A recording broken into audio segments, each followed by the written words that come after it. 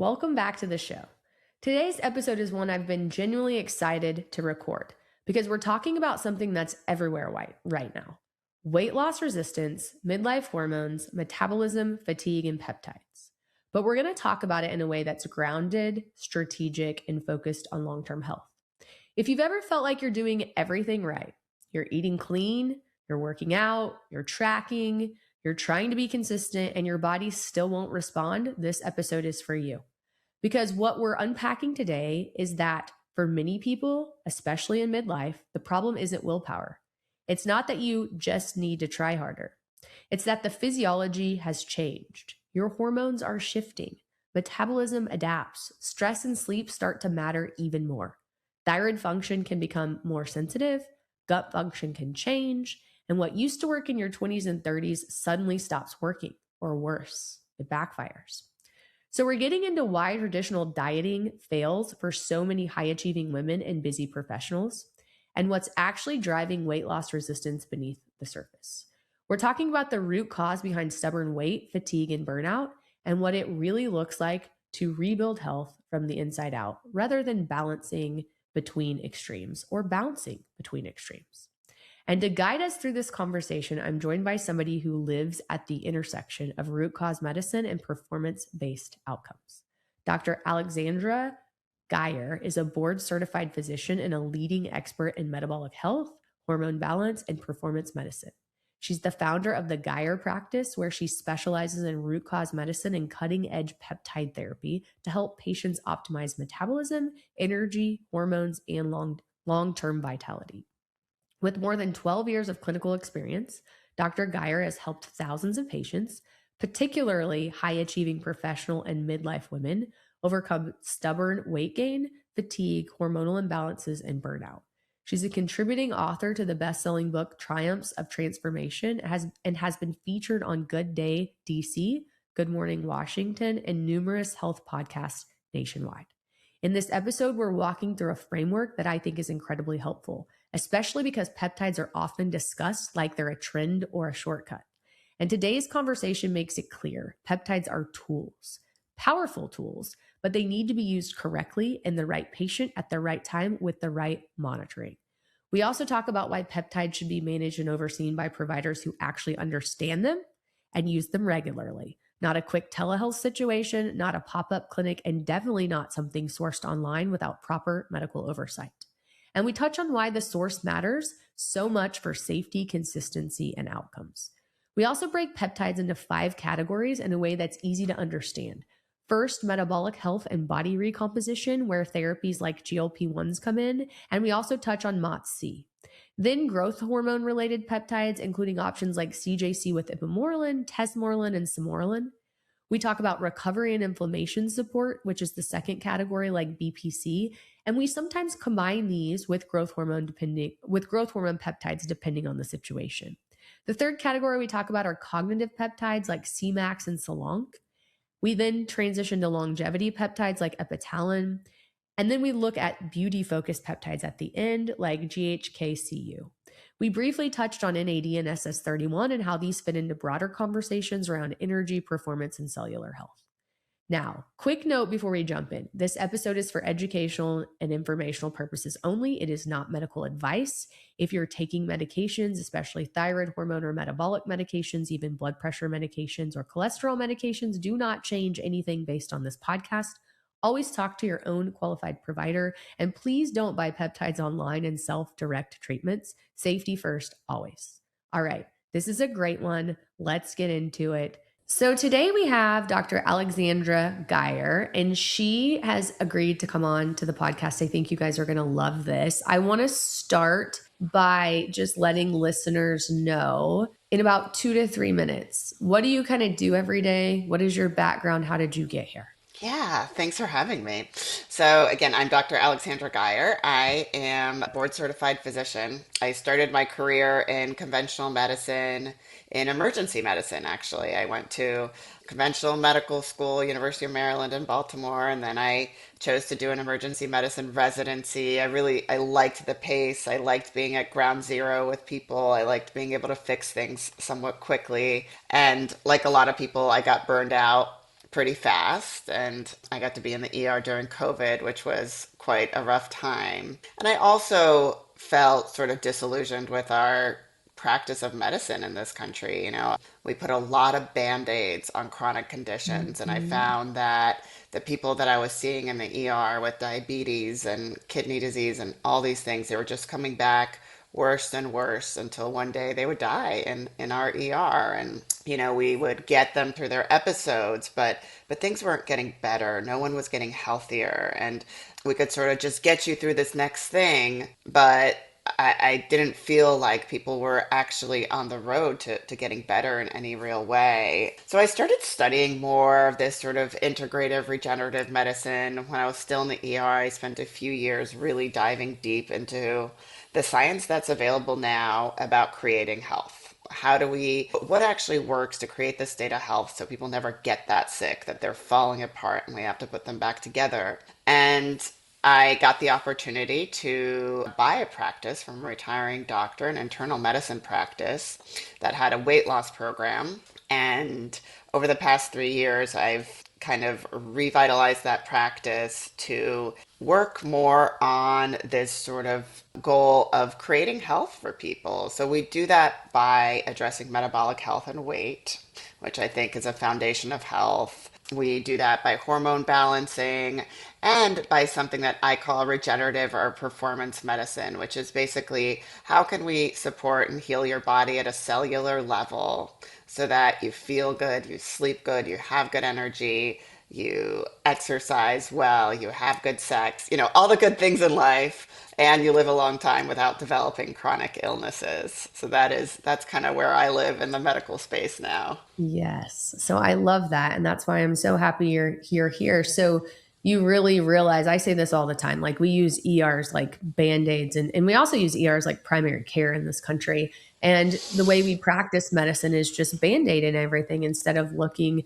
at the root cause and figuring out how do we actually help this person. And so for people that are listening, we're going to talk a lot today about stubborn weight loss and hormonal changes in midlife. We're going to talk a lot about peptide therapy, which I'm excited about. But how do you define root cause medicine? And, for people that are listening, like what define root cause medicine to them? Sure. So for me, root cause medicine means looking at what is actually driving your illness or disease or the fact that you're not feeling well or sleeping well or having good energy. So it seems really basic and fundamental, but we've kind of lost that in conventional medicine. Our thought process is usually about how do we treat this symptom? How do we make this less burdensome? How do we prevent you from dying from this? But if we take a few steps back and say, how did we end up here? Why did you become diabetic? Why did you become, okay, you became insulin resistant. So why did you become insulin resistant? What happens in the body for that to happen? And then try to reverse each one of these steps and create a cellular environment, an environment in your body that allows health to flourish and illness to resolve or heal. And my job is really, I love getting people off medications, which we're often able to do. I think medications are great tools and I use them when it's appropriate in the right setting. And, conventional medicine has bought us an extra 20, 30 years of life. And I think it's super useful for treating cancer and getting you through that accident and all these things. But we've lost sight on how to support our bodies to stay healthy in those extra decades that we gained. Yeah, I think that's a really good point. If you get to the actual root cause of what's causing someone to need medications, to gain weight, have all the issues they're having and actually address that, you get a lot farther than just band-aiding people with prescriptions, which is what we're taught in medical school, to be fair, right? Like we're taught everyone fits in these boxes, diseases have, these, this is what if you have high blood pressure, which means your blood pressure is over this amount, then you immediately prescribe this medication. We're not taught like talk about salt intake, talk about sugar intake, talk about exercise, and it's just kind of crazy. And so we need to go back to root cause. We need to teach people about root cause in medical school and just patients.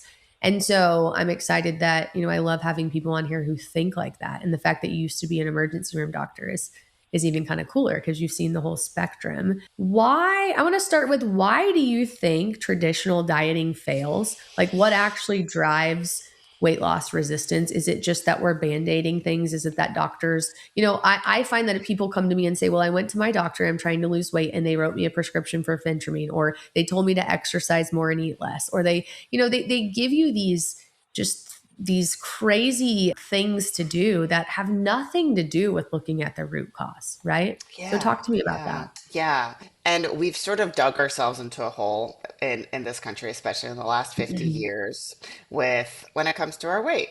50 years ago, we know that most people were not overweight, and there's a lot of factors that happened, and some of them were good things. Women gained the right to work, so they were no longer at home cooking food, and we started to get more industry, and we needed faster options. And then at one point, doctors, scientists realized that our rates of heart disease were going up. And there were some studies that I think were very misleading that really blamed fat on basically all our health Mhm. problems and our rise in heart disease, which I don't want to go into now, but was clearly multifactorial and probably not all that related to saturated fat. And our entire food landscape changed to be highly processed.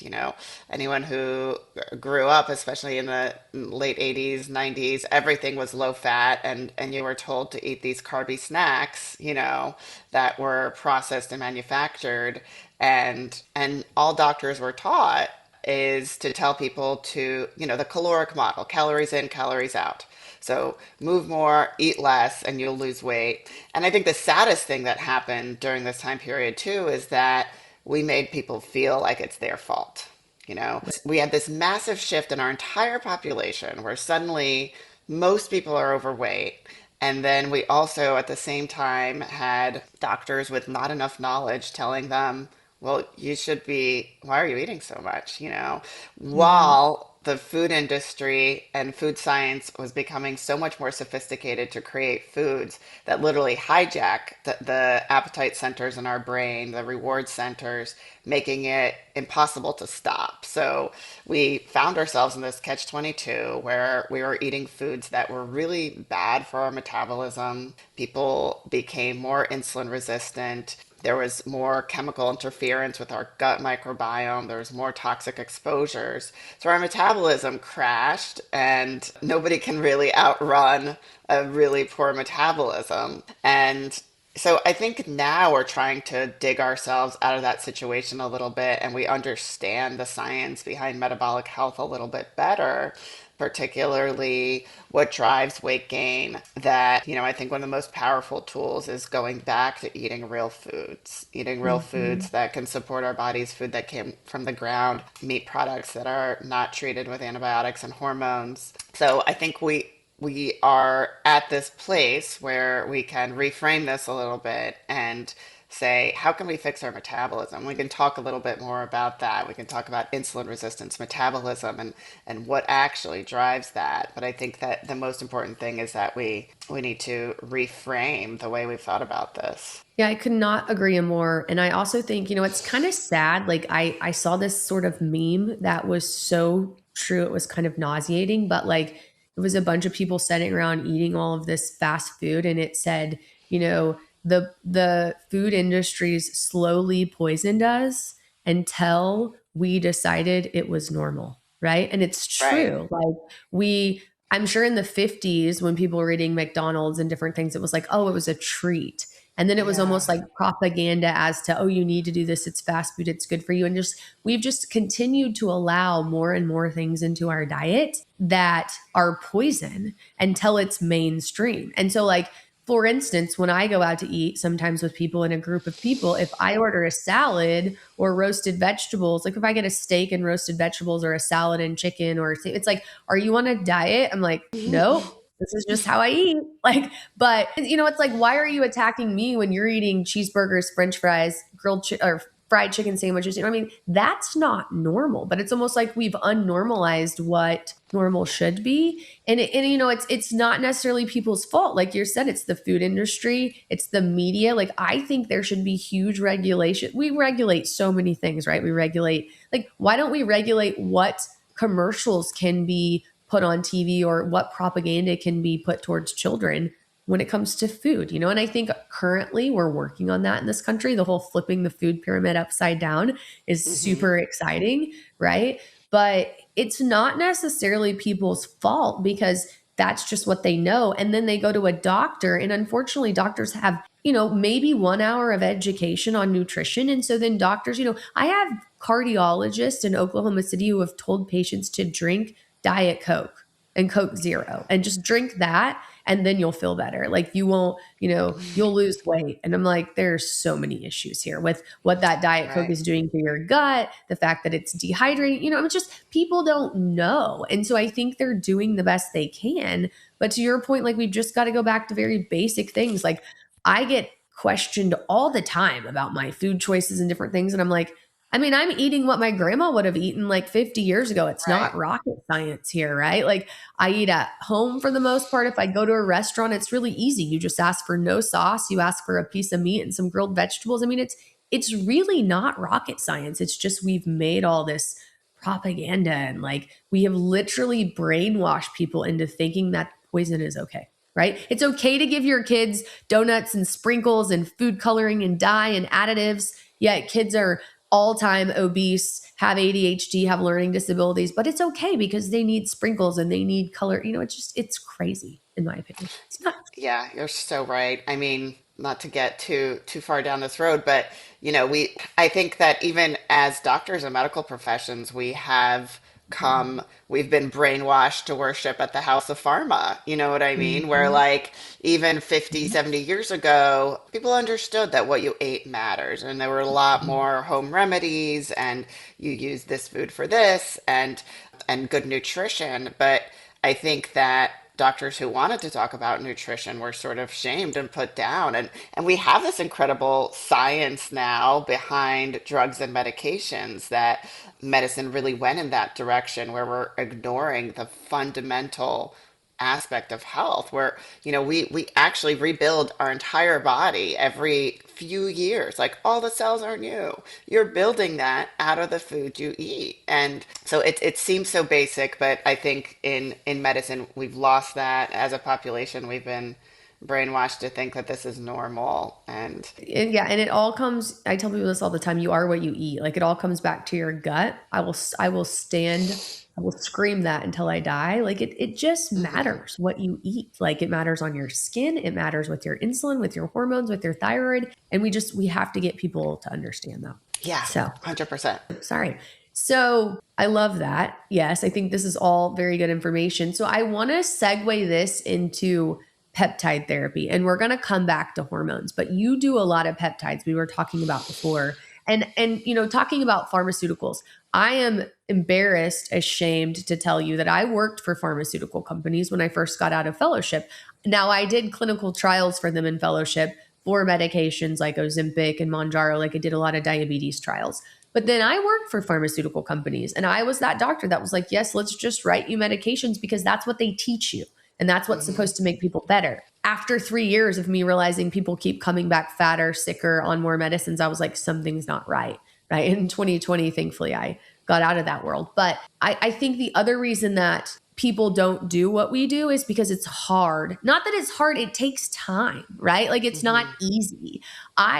Joke with my husband all the time. Like if I just wrote scripts like other doctors, my job would be so easy. I wouldn't have to think. I wouldn't have to be Hmm. emotionally involved. I wouldn't have to think about physiology. Like you just write a script and walk off, like Hmm. SSRIs and it's insane. But so peptides, I don't look at those as medication. So I look at peptides as a string of amino acids, something that a lot of times your body naturally makes things like these. But I look at these as tools to help your body, like you said, rebuild itself, help your cells to rebuild themselves, help everything to start working better together, right? Our body's a big piece. Every organ system works. My book coming out later this year talks about how your gut directly affects every hormone in your body and how every hormone in your body feeds on each other and feeds back to your gut. So tell listeners, I guess, what peptides are, why you like them, and then explain to them like you did me, how you look at peptides in different categories. Yeah, absolutely. So peptides are chemical messengers within our bodies. Mhm. So they're small strings of amino acids. Are all the cells and organs in our bodies need to communicate with each other to stimulate certain pathways. And we're all familiar with hormones. We know that hormones are messengers and they come from special places called endocrine glands.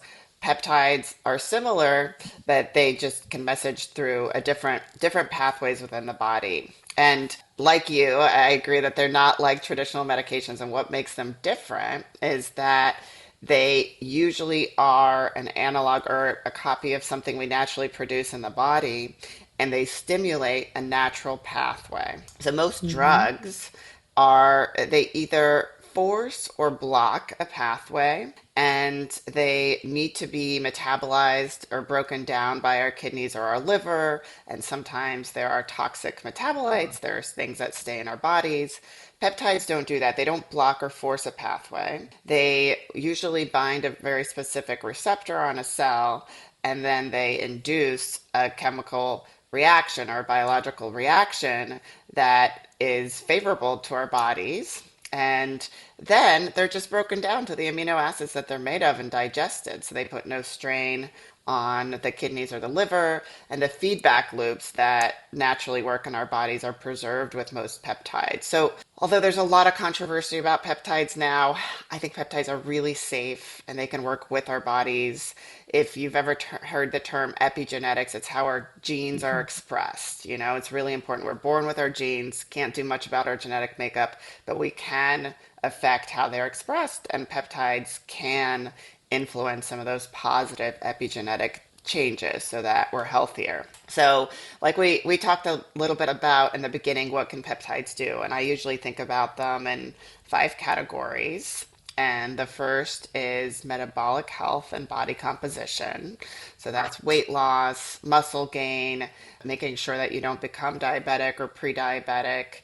Metabolic health is really the foundation, I think, of Mhm. chronic disease prevention, and it is at the root of the number one killers in the United States, like heart disease, and also a lot of cancers, dementia. A lot of our chronic illnesses are tied to our metabolic health. The Mhm. second category is recovery and inflammation. So I think this is another foundational aspect of health, and you've talked a lot about gut health, and I love that because that's most of our immune system lives in the gut. And when we look at cancer and again a number of chronic diseases, we know that inflammation and an imbalanced immune system is what's driving a lot of those chronic illnesses that are causing us to lose our quality of life or perhaps die earlier than we would otherwise. So the third category of peptides are those for cognitive health or brain health. I think these are really exciting because, you know, for you mentioned SSRIs too. For the longest time, we were taught in medical school that people are depressed because they don't have enough serotonin. But there was actually no science to back that up. Right. There was no way to actually measure it. We were just like, let's give them back more serotonin, see if they get happier. But that whole concept that people with anxiety, depression have imbalanced neurotransmitters has never been proven. I think the more recent research is around neuroinflammation, microglial Mhm. activation, and we have peptides that can support brain health by reducing inflammation in the brain, by increasing things like brain derived neurotropic factor, which is kind of the juice that your neurons feed on, and work in a way that works with your body a little bit better. So these are really cool peptides that can prevent dementia, brain fog, and And yes, and like you said, inflammation. So, glucose, metabolic issues, insulin drive issues with our cognition, right? So, like when your blood sugar is high, it affects your neurons and it affects your cognitive function. So, it's wild to me that when people have all this anxiety, depression, nobody thinks like, well, should we look at their glucose? Should we look at right. their gut, right? You know, we make so much of our serotonin in our gut. I saw a girl yesterday who was 35, who I saw 3 months ago, and she was on all these antidepressants. And I'm like, sister, what are you eating? You know, she has like a newborn baby, and she's like, oh, Taco Bell, McDonald's. And I was like, we did a gut study on her. It was atrocious. And so literally in Hmm. 3 months, all we did was work on her gut. I tried to wean some of these medicines off. I gave her a methylated B vitamin. I talked to her yesterday. She said, I feel 90% better. And she's down to one medication. And so we stopped it yesterday. We're going to give her some SAMe and like, but she's like, I mean, I don't know. I guess this whole gut stuff actually works. And I'm like, yeah, because you don't have all this inflammation in your brain and the sugar and right. I mean, and so it's crazy. So yeah, I do think it's just really important when people are having a lot of anxiety and depression issues that we do look at and focus on their gut in addition to like insulin levels and things like that. Because in this girl, if we would have looked at her gut instead of just continuing to add on medications for anxiety and depression, she wouldn't have been on three or four medications having all these bad side effects. So I love that you brought that up with, cognition and inflammation. So we have metabolic and body composition peptides, we have recovery and inflammation peptides, we have cognitive and brain inflammation peptides. What are the two other classes of peptides you typically think about? Yeah, so the last two are longevity and aesthetics. So, Okay. longevity peptides, there are a number of longevity peptides now where we're starting to see some promising research where we may be able to extend life and also extend the period of time that we're healthy or our health span. So, there are some peptides in this category that improve mitochondrial health, which is how you produce energy. There are some that protects telomeres, which protect our DNA from aging, and some that prevent immune system aging and immune system dysregulation. So, another cool, promising category of peptides. And lastly is aesthetic peptides. So I think that, with this extra 20, 30 years of life, we get to live in bodies that we feel good in, that we feel comfortable in. So there are a number of peptides that improve our collagen and our skin, our elastin, and basically give us that youthful glow that we can enjoy and feel really good about, and that also help with hair growth and all those things. Yeah. So I love that. So I know listeners now are like, okay, what are all the peptides? So we're going to go into like the top ones of those five. But before we go there, I want you to tell me, I think this is a really important question. What do you Mhm. think the root cause is, or the root causes, the main thing behind things like fatigue, stubborn weight gain, burnout, just these issues that millions of Americans face? What is like the root underlying cause? Is there one thing? Is it a combination of things? Like I'm a big proponent of insulin. I think it's inflammation. It's driven by inflammation, which a lot of it comes from insulin and a lot of it comes from your gut.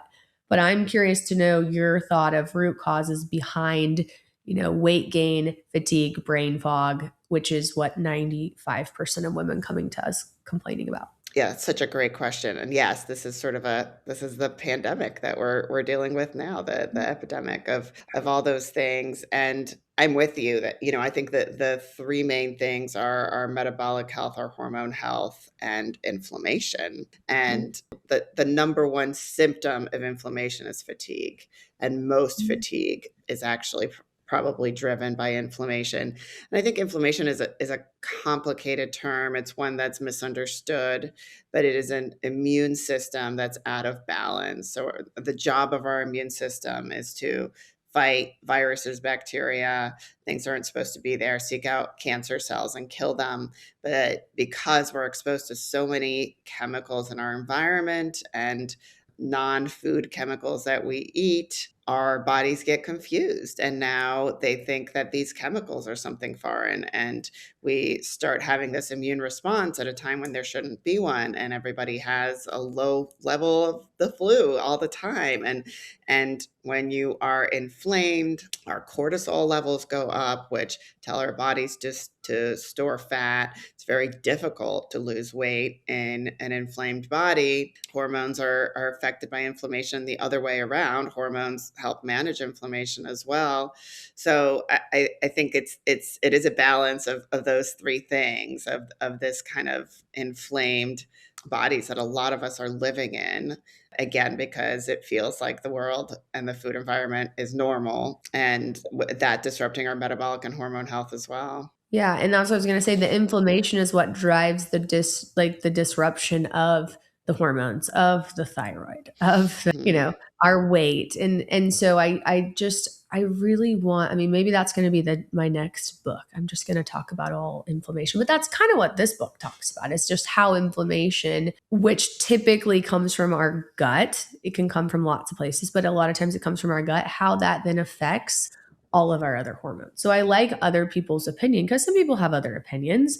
I talked to somebody who thinks it's a nitric oxide deficiency. I mean, fine, but nitric oxide deficiency causes inflammation. And so the other question I want to ask before we circle back to peptides is, tell us, like, give me a 3 to 5 minute answer to how hormones and metabolism change in midlife. Because I want to take this. I mean, everyone that listens to this for the most part is having hormone metabolism issues. A lot of us are in our midlife. How are those things changing in midlife? And then I want to segue that into, like, how can peptides help us with some of that? Does that make sense? Yeah, absolutely. Yeah, so I like to think about this in a broader context of our human existence on Earth. So we've been here for about 300,000 years. So that's a long Mhm. time. And our life expectancy was around 40 or 45 for like 198,000 of those years. So, or 298,000 of those years, Yeah. it's when we think about it as a percentage of the time we've been on Earth, we've only lived this long for like a millisecond. And we have this ancient machinery. We have these genes that are really adapted to keep us optimized to have children and then die, because that's what we did for the longest time. So we are in this situation now where we are living longer and we get these extra 30, 40 years, whatever it ends up being. But our hormones naturally decline. The body is trying to save energy. It assumes that we've already done our part of reproducing. And so the body down regulates the amount of hormones it produces. And in women, this shows up as perimenopause. In those perimenopausal years, we go on an estrogen roller coaster where estrogen's high and then low, high and then low. And our progesterone is steadily declining. Testosterone declines to different degrees in different women, but that often causes a state of insulin resistance, in particular the estrogen. Insulin is the main hormone that governs our metabolism. Insulin is a fat storage hormone. Mhm. So if you've Mhm. ever been around someone who is a type 1 diabetic who doesn't make insulin and they're not taking their insulin, they get very, very thin. People who are diagnosed with type 1 diabetes who don't make insulin are unable to put on body fat. So that insulin resistance happens as a result of the inflammation that has accumulated in our body, the declining hormones, and then it becomes very challenging to maintain a healthy weight as our hormones are changing and we become more insulin resistant. Insulin resistance means that our body is not listening to insulin the way that it used to. And so the pancreas is pumping out more and more and more, which is actually sending the signal to store fat. Yeah. So what I hear you saying is, like, that change in hormones just starts to disrupt, a cascade of things, right? We lose our insulin, or we lose our estrogen, which then makes us more insulin resistant. It also affects our gut tremendously. Estrogen helps keep the microbiome of our gut very balanced. And so when we lose our estrogen, we get dysbiosis. That causes gut issues, which causes more inflammation, makes our insulin even higher. As we lose our progesterone, our cortisol levels go up. As we lose our testosterone, we start losing muscle mass. All these things compound. The inflammation in our gut causes our thyroid hormone to not convert correctly. Now we're not sleeping well. Our IGF-1 levels are changing. I mean, it's just this big, and to your point, I guess I sort of thought about this, but we usually only lived till we were like 40 or 45, maybe 50. So it wasn't like a big issue, because as these things started to develop, people just died. And now women, and in the 50s, 60s, 70s, women, like, we just dealt with this menopause. We were told it was part of aging. I feel terrible for those women. They went through menopause. They didn't have hormones. And now that we are demanding equal health care as men, and there's actually some research going into it. I mean, women are also not the same as men. I say this all the time, right? We are a little more complex. We do create and maintain and make life, have babies. So we're not as easy as men. We're not the same as men. But it's just there are a lot of changes that happen. And now that we're living longer, we have to figure out how do we facilitate a life past that and make people stay metabolically healthy with those changes, right? And so I think Yeah. that's where a lot of women get shamed and gaslit by providers because providers don't know what to say to them. Because what we learned in school was, yeah, menopause is terrible. Just write them an SSRI. Hormones are bad. They'll deal with it. Right. I mean, Right. did you learn anything differently? Because I didn't. And I went to a fellowship on hormones, diabetes, and metabolism. Yeah. Yeah. It's amazing. Right. No, Right. absolutely. And when you think about it, there's no other in almost every other condition that we treat in medicine, if you are not producing something, let's say your thyroid is not working, you're not producing any thyroid, of course you get thyroid back. If you Right. are a diabetic and you can't produce insulin, we give you insulin. If you're a man, Mhm. you don't make enough testosterone, you get testosterone. But Right. women, no, no, no, no, no. You just deal with it. We're not going to look into this any further. And yeah. Right. Okay. So now that we have all that established, let's go back to the peptides because people, I mean, I get Mhm. asked about peptides all the time. I love them. We use them in our practice and we change a lot of lives. So the metabolic body composition peptides, give me like the top three that you think are useful for metabolic issues. And we're talking, I'm assuming insulin resistance, we're talking prediabetes, we're talking obesity for the most part, and then just Yeah. maybe even sarcopenia, like wanting to make more muscle mass. What peptides are we talking about in general? Yeah. So I think there's no way of talking about this without talking about the GLP-1s. They Yeah. are what have really popularized peptides, and the GLP-1 agonists such as Ozempic, Mhm. Mounjaro, Zepbound, Wegovy, they kind of proved that this class of compounds is effective and can change our physiology in a positive way. So those drugs are peptides. I think that at higher doses, they start acting like medications rather than more like Mhm. drugs than peptides. But at low doses, they are peptides. They increase production of what's called GLP-1, which slows down the transit of food Mhm. through your gut, reduces cravings for less healthy foods. And I think those can be really useful if they're used correctly. I prefer to use them at lower doses and not to crank through doses really quickly because that leads to muscle loss and that leads to a situation where it's hard to come off of them and maintain your new weight. So I think that that is in the mix if it's used correctly. The other peptide that I really like, especially for you mentioned prediabetes, insulin resistance, is something called MOTS-c, which is a Mhm. mitochondrial peptide. There are studies that show that it can improve insulin sensitivity by 15 to 20%, which is a big deal. And after you've become, it takes a long time to become insulin resistant, which means that your cells are no longer listening to that insulin signal.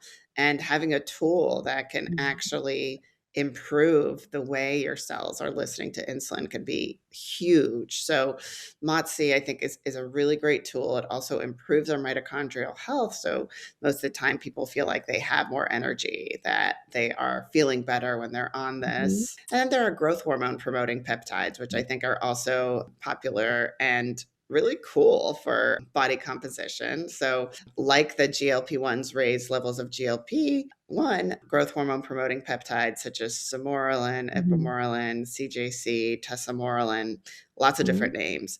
All of these increase our body's production of growth hormone, and that allows us to turn more fat into muscle. It allows us to build more muscle from our strength training and our workouts.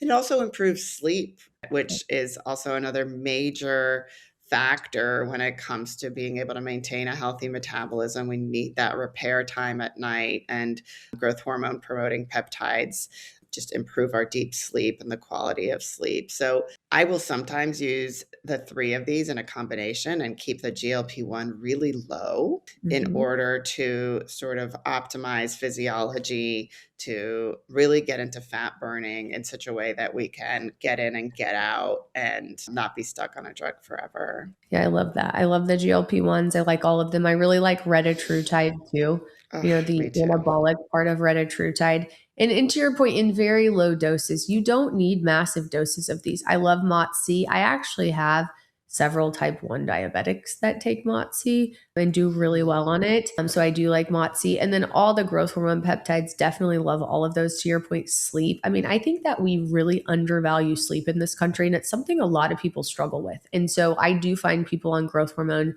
CJC, ipamorelin, tesmorelin, they do sleep better and deeper. And that is, I mean, I take some peptides to help me sleep, and you just feel like a different person when you get really good sleep. And so I could not agree more with any of those. Now, I would like to say, caveat here, I do not think anyone should buy peptides off of the internet and dose them or give them to themselves. You need to be working with a provider. I don't care if it's cheaper. I mean, a lot of the reason you find cheaper peptides on the internet is because God only knows what they are. No one's validating what they are. And you also need to be working with the provider, because with growth hormone producing peptides or promoting peptides, you want to make sure you don't have an active cancer. You want to make sure we're monitoring liver enzymes. I mean, there are things that need to happen, right? This is just like any other, anything else that you're taking from a provider. Somebody needs to monitor these things for you, and somebody needs to work on the dosing for you.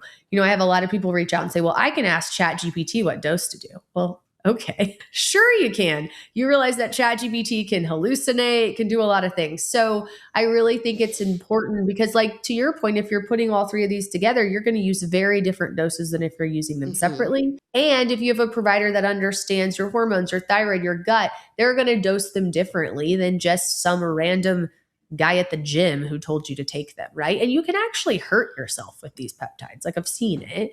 So I think that you nailed it. Like, I love that. I think those are really good, but I just wanted to throw that caveat in. We're not promoting that you go buy these things on the internet and just start self-medicating with them. You need to find a Yeah. provider that Yes. knows how to help you, right? And I will also say, I almost feel like peptide doctors are kind of like aesthetic clinics that just pop up everywhere. Like, oh, I took a 1-hour course on peptides, so I'm going to start prescribing them. Dangerous, so dangerous Very on so many, dangerous. right? So, like, I would Yeah. also want to make sure that the person prescribing you those peptides actually knows what those peptides are. Ask them, what is a 503B pharmacy? Do you use one? Ask them the mechanism of action of these peptides. Ask them questions, because you shouldn't just be randomly prescribing people peptides either, because you can hurt someone. Because let's point this out. Actually, if you don't use growth hormone in the right concentrations, you can actually make someone's insulin resistance worse, right? You can make someone's sugar Absolutely. worse. So if you're taking too much of a peptide, it can actually revert and do the wrong thing. So I just wanted to I just wanted to throw that in there. So I I love love all that three. point. Yeah, I love all three of those though. Tell me about your recovery inflammation peptides, because I Sure. think mine are. Tell me what yours are. Yeah. So, of course, the star of the show is BPC 157. And Right? I think when people are diving into peptides after looking at body Mhm. composition, that's sort of the next one that comes up. We have a lot of clinical experience with BPC Mhm. 157, which just means that it's been around a long time. It is something that's naturally produced in the gut. And its role is thought to prevent our stomach lining from being broken down by the acid, to sort of protect the stomach lining. Initially, it was studied for the healing of ulcers, which it worked beautifully for. And then it was found that when it's isolated and injected right under the skin, it can make its way to injured tissue and bring the right cellular cascade to those injured tissues so that we heal quicker. I think it's also super useful for gut health and restoring our gut Mhm. lining, and can also just restore balance in the immune system. So people who are dealing with excessive inflammation, we often see that BPC 157 calms that down. I Especially often, with KPV, right? Do you ever use BPC and yes, KPV for the gut? I do. Yeah, Yeah. absolutely. Yeah, I think KPV works beautifully too, and I think from how I understand it is that it does a little bit better than BPC at teaching your immune system what is self versus non-self, and Mhm. recognizing things that are friendly within our bodies that we shouldn't be Mhm. attacking versus those that we need to go after. So yeah, KPV I think is another really powerful tool that I use for gut health, and also for some of my autoimmune patients suffering from autoimmunity, that tends to improve their energy and their levels of inflammation really beautifully. I was going to say that BPC, I do for our athletes, for people who are really trying to put on muscle or trying to perform in a competitive space. will often pair a growth hormone promoting peptide with BPC so that they can recover their muscles and joints can recover quicker after workouts when they're training or preparing for competition. And of course, muscle, I think, is the most valuable asset that you can build within your body. We know that muscle sends out really protective signals to all our other tissues and can protect all the systems in our bodies. So I think it's worthwhile to potentially make a push at some point in your health journey to really build a lot of muscle. And I think these are compounds that can support that. And especially for people who are dealing with a lot of inflammation, not feeling great, sometimes when you go on something like Samoralin plus BPC 157, you have the energy to go do the workout that you want to do, and you're recovering the way you want to. And those goals or habits that maybe felt out of reach might feel a little bit more attainable. There are a number of other recovery peptides. I think the thymosin alpha 1, thymosin beta 4, all those are options. There's a few others in this category, but I think those are kind of some of the main ones. Yep, I would agree. BPC and then some form of growth hormone if it's done correctly and safely for you. I love BPC. I've been taking it for a really long time. I can tell a huge difference as a woman, in my 40s now. I'm like, oh my goodness. Like I did a quick workout this morning, like full body with some heavy stuff. And I know that tomorrow I'm going to be like, whereas in my 20s and 30s, I could just like hammer that stuff out. So yeah, I'm also on a steady dose of BPC, so I'm right there with you. I mean, I take a lot of peptides and I cycle them too. But talk Yeah. to me about cognition. What peptides do you think are the best for cognition? Yeah. So I have a lot of experience using Selenk and Semax, Mhm. and these are peptides that were developed in Russia for their military and cosmonaut programs where people had to function in austere environments for long periods of time under heavy stress. So these peptides help with focus, and Selenk in particular reduces anxiety. So it works on the GABA neurotransmitters as well as reducing reducing that neuroinflammation that we talked about, and also increasing that brain-derived neurotropic factor, that juice that our neurons need to live in order to be healthy. And I think that, those have been really helpful in people who are dealing with brain fog from hormonal changes, dealing with brain fog due to chronic infections or long COVID. It has helped people, just prevent cognitive decline and take care of our brains. And also, I think they have long lasting effects. It's my experience has been you do a few cycles of this and the brain kind of settles out a little bit and maybe you come back Mhm. to it later. But I think overall, anxiety, mood, focus, all that can be improved. I love that. Yeah, and I think that's a good point.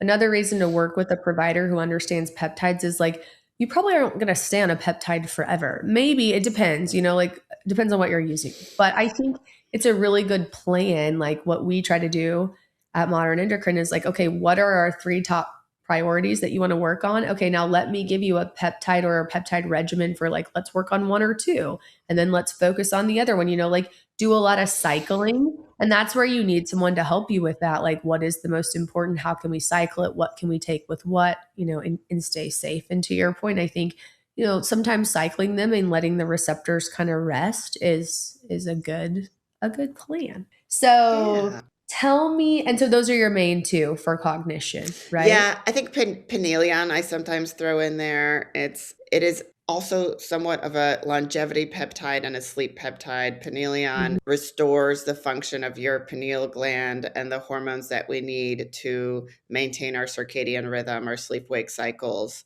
Mhm. and have restful sleep. So I've seen a lot of great results with that, and I think that can Mhm. have cognitive and brain protective benefits as well. Yeah, I really like DSIP as well for sleep. I've been using that recently. Some people, Mhm. it's very interesting. Some people, because I like to track things on order rings, are like, I don't really feel like it helps me, but their REM, Right. their REM sleep and their energy will be much better.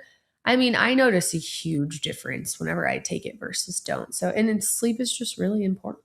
So It is. tell me about your longevity peptides. I'm excited to hear about this. too. Yeah. So I think epitalin is probably the Mhm. most promising longevity peptide. Again, another one of these I was developed in Russia, and it protects our telomeres, which are the caps that protect our DNA. And we know that as telomeres get shorter, that is correlated with aging. Mhm. So epitalin is kind of a master peptide. It's a master anti-inflammatory, master antioxidant, and there are studies. I know that there's a 12-year study out of Russia that showed a really significant, like 30% reduction in development of chronic disease in patients who were doing regular courses of Epitalin versus those who weren't. And animal studies are showing great longevity benefits where we're seeing, of course, this doesn't necessarily translate to humans, but we're seeing in mice that they're living to a human equivalent of like 120 with Epitalin. So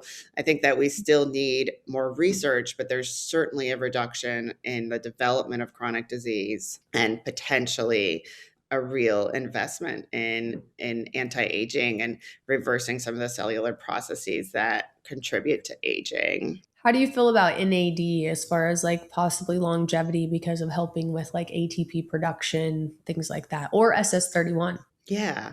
So I think that both of those are really interesting. I think NAD, we know that NAD declines as we get older, Mhm. and it is integral in making ATP, or units of energy that are made by mitochondria. And it's usually the one factor that gets depleted the quickest in our bodies when we want to make energy. And so, of course, it's correlated with cellular aging. I think we're probably not 100% there yet on how to use it and to really say this for sure will make you live longer. But I think people feel better. And again, the cells are able Mhm. to function more efficiently. And I do think that it's really useful in the prevention of development of chronic illness and preserving our energy stores. And I think it's a really interesting, really useful molecule. And especially again with people who maybe have had long COVID or chronic illnesses where we really need that cellular power. We need that cellular energy in order to marshal the resources to heal from some major setbacks, whether that's burnout or some kind of acute illness. And yeah, we've used a little bit of SS31. I think that is another great peptide to sort of maintain the way your mitochondria is working, which Mhm. I think is integral to healthy aging and cellular health, and also We helps with your metabolism. Yeah, we use it a lot in sicker people as well, like the Hashimoto's people, the mold people, just people that have really dysfunctional mitochondria from being sick for a long time. And I think it helps a lot. But, and I don't know the research. I don't know that there's research necessarily on longevity, but I do think that it helps, if you preserve the mitochondrial membrane and help the mitochondria be able to actually release ATP into the cell so the cell can function, then that's a good thing. But I agree. Epitalin is like the longevity, the fountain of youth. And then I'm assuming if we're going to talk about beauty peptides, we're going to talk about GHK, Yes. right? Yeah. So I'm tell curious me what. about yeah, I'm curious about your experience with it too, but I think GHK-Cu is a really cool peptide. It is a copper peptide, and it is a peptide that can improve our collagen, our elastin in Mhm. our skin, and speed up our ability to heal. There are topical formulations, one that I put on my face this morning before we spoke. Mhm. And there are also the injectable GHK-Cu formulations that some people have a lot of burning with. So Mhm. there's that little bit of a caveat, but I think that it's also a promising peptide and can pair beautifully with like BPC after an aesthetic procedure, like a laser Mhm. or microneedling, just to improve the quality of the skin. Yes. And I've used topical ones. I actually have a cream right now I put on my face that has GHKU and estradiol Oh, and nice. a little bit of hyaluronic acid. Like it's got all these things in it. I love it. But Mm. I have done the injectable one as well. I actually did the injectable form in the glow peptide. So with the BPC and the TB500, I wanted to ask your opinion Mhm. on this. I don't love mixing peptides. These peptide stacks that people are coming out with, I know it is convenient because it is cheaper and it's in one needle. But when you start putting peptides together, you lose the efficacy, you lose the dosing that you want to give, lots of things. And so I personally don't love them. Do I get them for some of my patients? Yes, because they throw a fit. I used one round of Glow and I was like, I feel like because I stopped my BPC, I was doing a little bit of TB500. I felt more sore. I was like, I'd rather just take I would rather take them separately. But you tell Yeah. me your thought on like mixing because of course we're going to mix everything together because it's easier. But would you rather spend $400 on something that works or $400 on something that doesn't work? So I'm exactly with you, and I honestly, I'm not a huge fan of these, we've got the stacks for social media. These yeah. are sort of like your Uh-huh. influencer stacks, and Mhm. you want nicer skin? We can put something together. If you Mhm. see a knowledgeable doctor like one of us, we can put something together with your physiology in mind, your background in mind, and make this tailored to you. Yeah, I think usually in the combinations, you're not getting enough of everything. Plus, sometimes people will have a skin reaction. I actually had a skin reaction to the Glow, and then if Mhm. they're all combined, then you can't Right. manage that. Well, and also it's like, did you really have a reaction to those peptides? Was it the way they were combined and the way they were breaking down? Because like you've probably taken TB500 by itself. You've probably taken I know you've taken BPC by itself. If Hmm. you just took the copper peptide by itself, would you? So it makes a lot of things difficult. And so yes, to your point on social media, it's like, oh, take this Wolverine stack, take this, this person takes this. Okay. Well, I just think they should all be separate, but that's just me. Yeah, I agree. I agree. So I think we got through a lot of really good peptides that are going to be helpful for people. So I appreciate you and your thoughts. My thoughts were like spot on. So we should I don't know, do a webinar on this or something. Yeah, we Because I should. love Amazing. peptides and I love, I really love that you can help people feel so much better. Now I will also say this. Peptides are not a miracle drug. So if you're taking these peptides, eating McDonald's, sitting on your butt, doing nothing to help your health, then you should keep your money and not take the peptide. The peptide is the signal to help your body do things correctly when you are making a conducive environment to your body to heal, i.e., seeing the sun, sleeping, moving, eating. Well, that doesn't mean you have to be perfect, but that means you have to be contributing to the environment we're trying to create, right? I also like people to know that because I don't want anyone to spend $500, $1,000, $2,000 on anything that's not going to work you have to do the fundamental basics. But if you do that, this is going to scream at your body, hey, let's make these things work so that we get healthier, right? Yeah, absolutely. So well said. Yeah. Okay. So this has been so much fun. I want to ask you 3 questions that I ask everyone to end the podcast. So I want to do that first. What is one food that's most beneficial and why? Don't overthink it. Just first thing that comes to your head. All right, avocado. I'm putting avocado out there. I love it. A lot of people say that. Why do you think it's Yeah. good? So it has a lot of the healthy fats that you need in order to produce hormones, in order to stay healthy, to keep your metabolism going. It has polyphenols, which are really important for gut health. And it can be filling while, eating a whole food. Awesome. What is one thing that anyone listening to this podcast right now could do that would benefit their health that is 100% free? Prioritize your sleep. Get rid of your phone next to your bed, plug your phone in a different room, and actually set boundaries around it and be strict with yourself around your sleep. It is such a powerful lever, and a lot of times the things that we're trying to fix with drugs, supplements, peptides, sleep enough and things get so much better. Could not agree more. Last question is what is one thing you wish you would have known about your health 20 years ago that you would have prioritized and done differently? Wow. Yeah. I think for those of us who went through medical education, we do not get to prioritize our health for many years of our lives. And, I think I wish I understood how foundational the foundations are, like eating Mhm. whole foods, getting enough sleep, managing my stress, and having some non negotiables around how I live life. I think especially as female physicians, we go through much of life not having many boundaries around what we put in our bodies, how we spend our time, how much sleep we Mhm. give up. And I do wish in some ways that I had done that sooner and been a little bit more protective of the things that create health in my body. Amen. But it's never too late, right? So it's It's never never too too late. late. Absolutely. Look at You us just now. you just start, and the more peace you have and the better you feel, the more you really keep those boundaries and keep the people that don't bring peace and the things that make you just feel icky out of your body, right? Out of your life. Yeah. Yeah.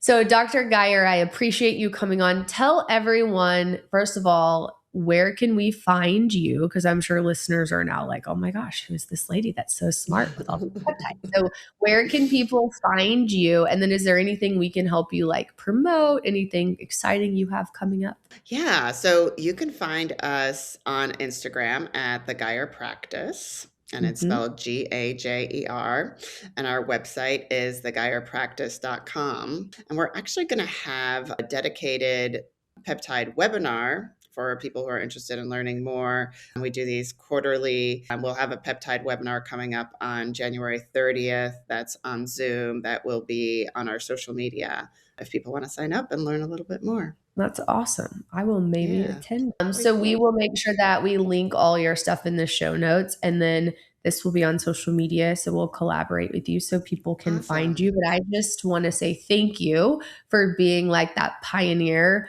Sometimes it's hard to be outside the box and do different things, but I know that you take exceptional care of your patients. I'm so glad that you left the ER and are in this functional medicine space and helping guide, and help fix the lives of thousands of people. It's just really neat. And I love it when I find people like this because the work that we're doing is just so impactful and so important. Although it might not be mainstream, it's just really, really needed work. So thank you for doing that. Yeah. That's Yeah, awesome. thank you. Yeah, thank you so much. And thanks for coming on. Thanks for having me. Yeah. Dr. Geyer, thank you so much for coming on and bringing so much clarity to a space that can feel really noisy. I love that we were able to talk about weight loss resistance and midlife metabolism in a way that's both compassionate and practical because so many people feel stuck and blame themselves when what's really needed is a better framework and a better plan. I also really appreciate how clearly she emphasized something that cannot be said enough. Peptides are not a casual trend. They're not something to source online. They're not something to jump into through a quick telehealth appointment or a pop up clinic with minimal evaluation or no ongoing monitoring.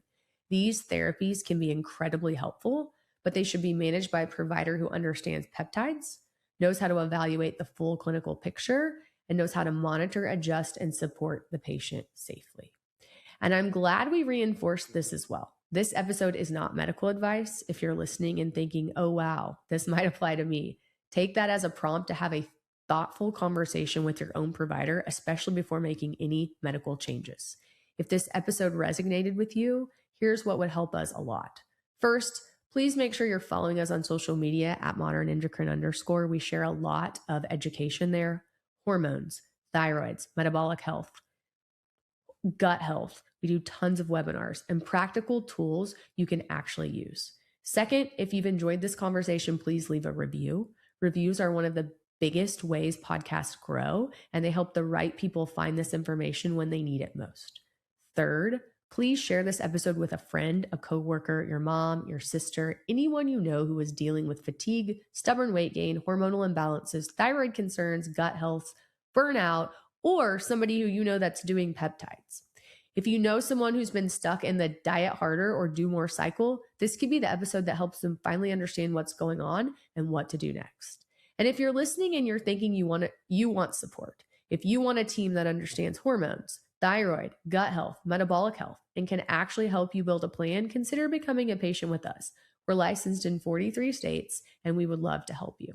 Thank you again for listening, and we'll see you on the next episode.